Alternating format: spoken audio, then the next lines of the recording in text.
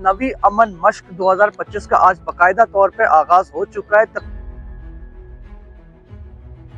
अस्सलाम वालेकुम नाज़रीन, कौम की आवाज़ में खुशामदीद। मैं हूं आपका मेज़बान शाह शिराज। नवी अमन मश्क 2025 का आज बाकायदा तौर पर आगाज हो चुका है। तकरीबन 60 ममालिक इस अमन कॉन्फ्रेंस में शरीक हो रहे हैं। इसके साथ साथ अमन डायलॉग का भी अलग से इनेकाद किया जा रहा है, जिसमें तकरीबन 14 ममालिक के नेवल सरबराह शरीक होंगे।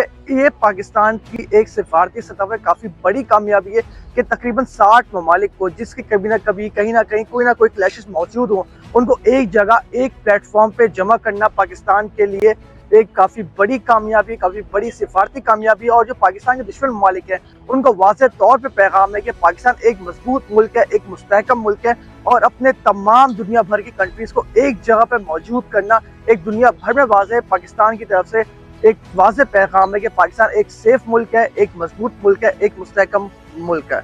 वॉइस ऑफ नेशन के साथ आप जुड़े रहें। मैं अमन कॉन्फ्रेंस की लम्हा कवरेज आप तक पहुँचाता रहूँगा।